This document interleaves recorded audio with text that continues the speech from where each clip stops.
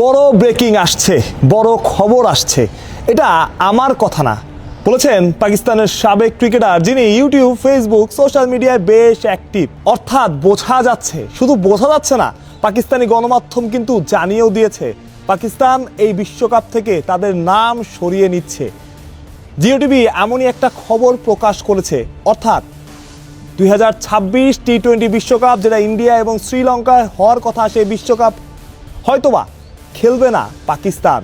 পাকিস্তান সরকার থেকে নির্দেশনায় আশায় ছিলেন পিসিবি প্রেসিডেন্ট, সেই নির্দেশনা বোধহয় চলে এসেছে এবং পাকিস্তান সরকার, যতটুকু খবর তাদের গণমাধ্যম বলছে, পাকিস্তানি সরকার হয়তো চায় না পাকিস্তান এই বিশ্বকাপে অংশগ্রহণ করুক। এবং ক্রিকেটাররাও গতকাল ক্রিকেটারদের সাথে মহসিন নাকভি বৈঠক করেছেন এবং ক্রিকেটাররাও মহসিন নাকভি অর্থাৎ পিসিবির সাথে একমত।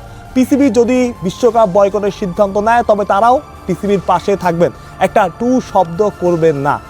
অসন্তোষ, সংবাদ সম্মেলন, কোনো কিছুই না। অর্থাৎ বোঝাই যাচ্ছে ঘটনা কোন দিকে গড়াচ্ছে, খেলা কোন দিকে যাচ্ছে। খেলা আসলে বদলে গেছে। মুস্তাফিজুর রহমানকে যখন আইপিএল থেকে সরিয়ে দেওয়া হলো, তখনও বিসিসিআই বা আইসিসি মনে করে নাই বাংলাদেশ এত বড় সিদ্ধান্ত নিতে পারে বা এত বড় সিদ্ধান্ত নেবে। ওই সিদ্ধান্ত আসার আগ থেকেই আরও একটা খবর শোনা যাচ্ছিল, পাকিস্তান এমন কোনো সিদ্ধান্ত নেবে যে সিদ্ধান্ত সবাইকে চমকে দেবে। সিদ্ধান্তটা হতে পারে পাকিস্তান বিশ্বকাপ থেকে নিজেদের নাম সরিয়ে নিতে পারে। সেই সম্ভাবনা অনেকে উড়িয়ে দিয়েছিলেন, অনেকে মনে করেছিলেন শুধুই নিছকই বলার জন্য বলেছে পাকিস্তান। তবে মহসিন নাকভির থেকে যখন শোনা গেল, তখন গুঞ্জন আরও ডালপালা মেলল।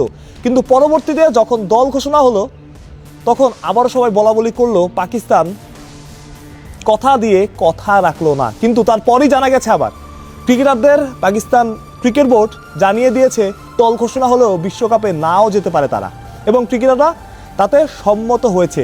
এবং আজকেই পাকিস্তানের প্রধানমন্ত্রীর সাথে বৈঠকে বসার কথা ছিল পিসিবি প্রেসিডেন্ট নাকভির। সেই বৈঠকের চূড়ান্ত খবরটা এলেই আমরা জানতে পারবো আসলে কোন দিকে যাচ্ছে। পাকিস্তান সরকার যদি বলে তোমরা বিশ্বকাপ খেলো, তবে পাকিস্তান খেলবে।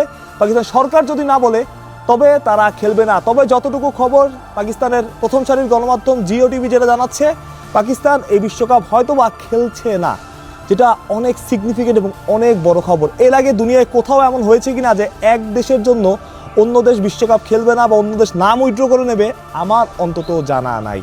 তবে এটা কত বড় ধাক্কা, অন্তত 60 থেকে 70% রেভিনিউ কমে যাবে বিশ্বকাপের, শুধুমাত্র পাকিস্তান নাম উইথড্র করে নেওয়া, তার সাথে বাংলা করে যদি নেয়, এবং তার সাথে বাংলাদেশও আছে। আপনি বুঝতে পারছেন কত বড় ক্ষতি, আইসিসির জন্য কত বড় ধাক্কা। যতই হুমকি ধামকি দেওয়া হোক, যত কিছুই করা হোক, এটা কি ব্রডকাস্টার মেনে নেবে? বাংলাদেশকে বাদ দিয়ে স্কটল্যান্ডকে নিয়ে আসা হয়েছে। এখন দেখেন না খেলা আসলে কোন দিকে যায়। যেটা শুরু থেকে বলে আসছি, খেলার এখন অনেক কিছু বাকি, এখনো অনেক কিছু আসলেই বাকি আছে।